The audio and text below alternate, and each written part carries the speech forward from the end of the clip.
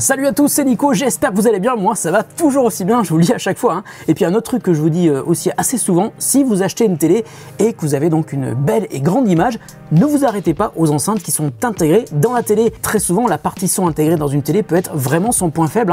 Si vous regardez les vidéos que je fais quand je teste des télés, je vous le dis assez souvent. Malgré tout, il ne faut pas s'arrêter à ça. Si votre télé a une belle image, tant mieux, gardez-la. Si vous souhaitez que le son soit à la hauteur de l'image, investissez dans une barre de son qui propose du surround virtuel, c'est mieux. Et si vous pouvez prendre un caisson, en même temps, faites-le aussi, ça sera vachement mieux. L'immersion sera encore plus efficace quand vous regarderez des films, des séries ou quand vous jouerez à la console. Donc aujourd'hui, je vais vous parler d'une barre de son que m'a envoyée Yamaha. Et vous voyez que le carton est assez massif, beaucoup trop, juste pour une barre de son toute seule.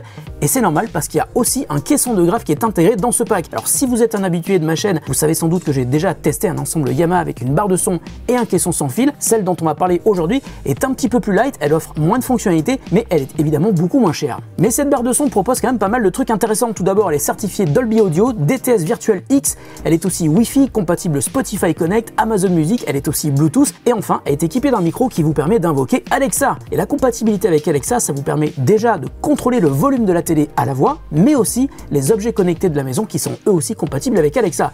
Et en général, ils le sont tous. Et puis enfin, dernier point intéressant, le caisson qui est livré avec cette barre de son, c'est aussi un caisson sans fil, c'est-à-dire qu'il y a juste un câble électrique pour l'alimenter, idem pour la barre de son, et vous pouvez le mettre où vous voulez dans la pièce, il n'y a aucun câble qui relie la barre de son et le caisson. Alors on va se mettre derrière au salon pour ouvrir tout ça, on va brancher sur la télé, on va voir ce que ça donne, enfin on va surtout écouter si le son est bon, bien immersif, et je pense qu'on va même pouvoir comparer avec le son intégré de ma télé. Allez, c'est parti, je vous invite à passer au salon. Voilà.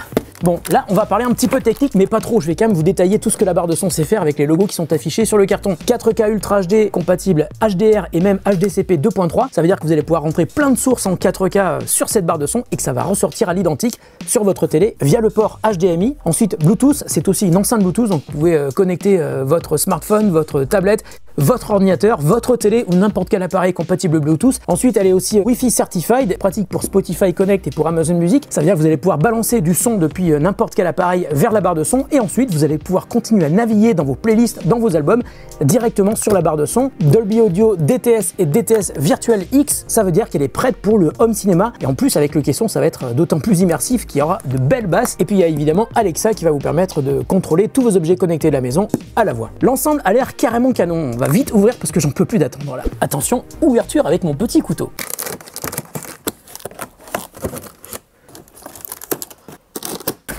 Les câbles d'alimentation pour la barre de son et pour le caisson. Alors voilà le caisson, je vais le mettre à l'endroit, ça sera mieux. Il n'est pas très large, c'est bien, on va pouvoir le mettre à peu près n'importe où dans la maison. Alors je vais vous montrer un truc à l'arrière, regardez ça, c'est totalement épuré, il y a uniquement le câble d'alimentation qui va se brancher là, et tout le reste, ça va être sans fil. À l'arrière, on a un bouton pour le pairing, donc l'appairage entre le caisson et la barre de son, et puis une LED rouge qui va nous indiquer s'il est allumé ou éteint, et puis une LED verte qui nous indiquera s'il est bien connecté en Wi-Fi avec la barre de son. Voilà la connexion entre les deux, et c'est du Wi-Fi. Alors on va mettre le caisson de côté, on va passer à la barre de son. Ouh. Attendez, je pense que ça vaut le coup de revenir sur ma table principale de tournage et regardez, la barre de son rentre pile dans le champ de la caméra du haut et regardez ce qu'on a aussi, on a une télécommande, un câble optique, une dock, un câble d'alimentation pour la barre de son et un câble d'alimentation pour le caisson. Alors on va voir la barre de son.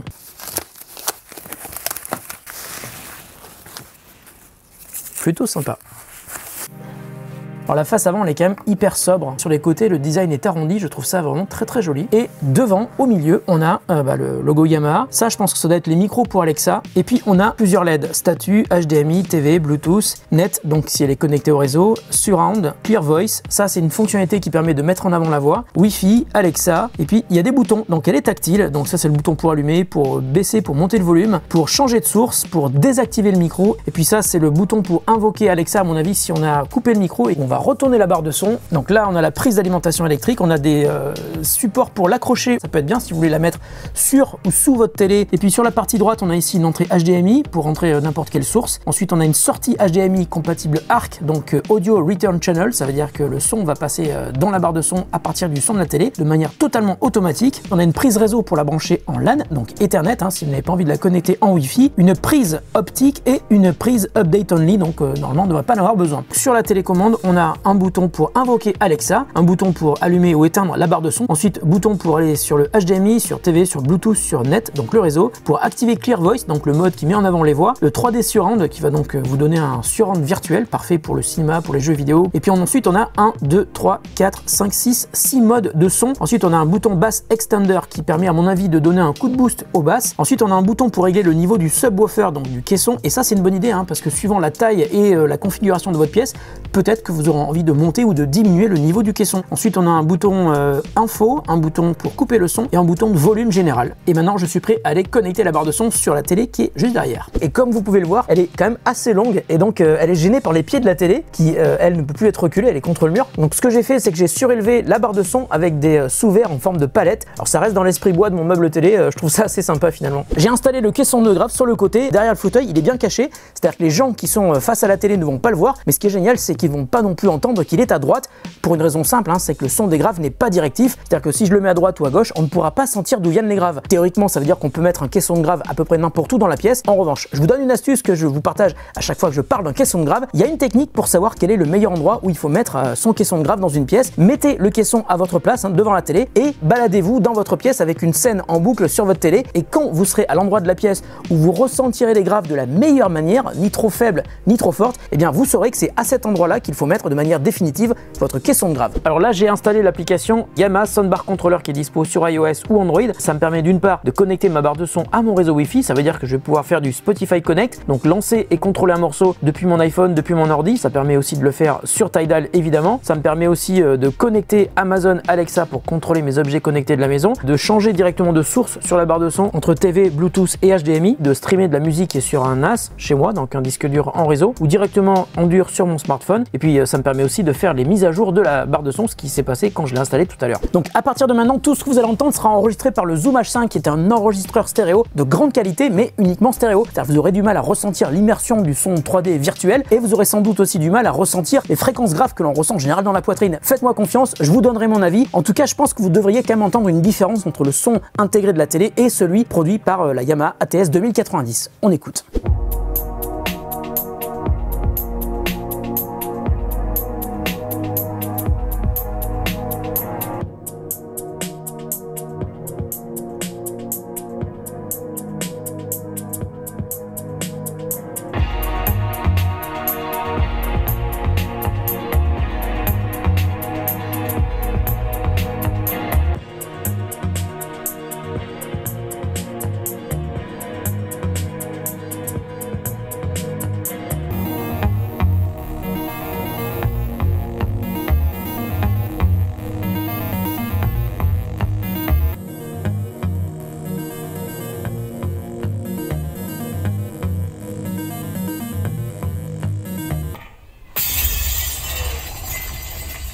Just hear glass break.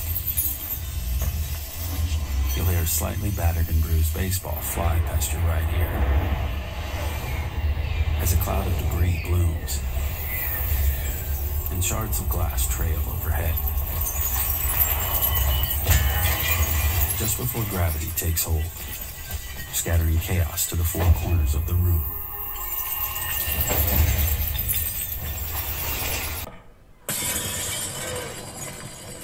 You won't just hear glass break.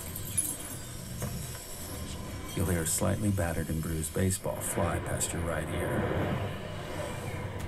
as a cloud of debris blooms and shards of glass trail overhead. Just before gravity takes hold, scattering chaos to the four corners of the room. Alors quand on aime, on ne compte pas, hein. Ça fait maintenant plus de 6 heures que je suis en train de tester cet ensemble Yamaha, composé d'une belle barre de son qui fait du 3D surround virtuel et ça marche super bien. Et surtout ce caisson qui m'a empli la pièce de grave. Je vous assure que c'est vrai, ça faisait des mois et des mois que j'avais pas eu autant de graves dans ce bureau et c'est surtout pour ça que je tourne cette vidéo un samedi, parce que je sais que je vais déranger personne dans l'immeuble. En tout cas, tout ce que j'ai testé aujourd'hui m'a beaucoup plu, aussi bien sur les sources vidéo que sur les sources stéréo. Donc première très bonne impression pour moi, mais je reviens donc dans quelques jours pour moi, mais dans quelques instants pour vous, juste après ça. Bon, et ben me revoilà, j'ai bougé, je suis ici, et ça fait maintenant 3 semaines que j'utilise l'ensemble Yamaha ATS 2090. Alors vous l'avez peut-être entendu dans le test comparatif avec le système audio qui est intégré dans ma télé, hop, celle qui est ici, et dans cette télé il y a déjà du très lourd, puisqu'il y a une barre de son et un caisson qui est à l'arrière de la télé, donc le son est bon de base, et si je trouve que les deux systèmes se valent vraiment sur la partie aiguë et médium, en fait le pack Yamaha gagne de très loin grâce au caisson de grave et au virtual surround. Et là je compare même pas avec des télés premier prix dont le son est souvent très moyen et qui a aucune basse, donc cet ensemble Yamaha au prix auquel il est vendu est super satisfaisant pour regarder des films, pour faire du jeu vidéo, pour regarder du sport ou vos séries préférées. Pour le virtual surround et les basses par exemple, on entend vraiment la différence dans les extraits un petit peu avant dans la vidéo, même si je vous le redis encore une fois, il n'est pas évident de retranscrire un effet surround dans une vidéo que vous allez écouter en stéréo, mais croyez-en, mes oreilles et les vibrations que j'ai ressenties dans la poitrine, l'immersion est au rendez-vous, la scène sonore est hyper large et puis les basses sont très puissantes. Alors sur la partie purement audio, c'est-à-dire si vous écoutez en Bluetooth depuis votre smartphone ou votre tablette sans allumer la télé, au début je trouvais ça sympa, c'est cool, mais je me suis vite aperçu que le caisson donnait encore un énorme avantage à cet ensemble, et surtout par rapport à une enceinte Bluetooth classique, parce que le truc qui est très cool, c'est que l'on peut régler le niveau du caisson depuis la télécommande, et là ça fait vraiment un ensemble 2.1 qui est super bon et qui va forcément dépasser pas mal d'enceintes Bluetooth, même des enceintes assez volumineuses. Et d'ailleurs quand j'écoutais le caisson encore ce matin, il y a la personne qui est dans le bureau à côté qui est venue me demander de baisser le volume car elle ressentait trop de basse dans son bureau. Désolé. En revanche, si vous coupez le caisson, vous aurez sans doute l'impression que même à fond, ça manque un petit peu de puissance. Donc mon conseil pour une écoute en stéréo, montez un petit peu le volume du caisson par rapport à celui que vous avez réglé pour l'écoute en surround, parce que là ça va rehausser la puissance de l'ensemble et vous devriez vous rendre compte que vous n'avez peut-être pas besoin d'une autre enceinte pour écouter de la musique dans la pièce dans laquelle vous avez installé le caisson et la barre de son. Alors maintenant au niveau de l'apparence, j'aime beaucoup le design arrondi de la barre de son, je vous l'ai dit au début, avec ce tissu qui recouvre l'enceinte et qui fait le tour de la barre de son. C'est très design, et le design c'est quand même un truc important parce que c'est un objet que vous allez avoir tous les jours devant les yeux. D'ailleurs, même si vous n'allez pas forcément le voir tous les jours suivant l'endroit où vous l'avez placé dans la pièce, le caisson est aussi recouvert d'un tissu sur le côté, je trouve ça très joli, et puis le coffrage en bois, c'est le meilleur moyen de produire des fréquences graves sans provoquer de vibrations. Voilà, la vidéo est terminée, j'espère que ça vous a permis d'en savoir plus sur cet ensemble qui est vendu en exclu chez Boulanger. Je vous mets un lien en description si vous voulez en savoir plus sur le Yamaha ATS 2090. Prenez soin de vous et de ceux que vous aimez. On se retrouve très bientôt pour une autre vidéo sur The Grand Test. Salut à tous.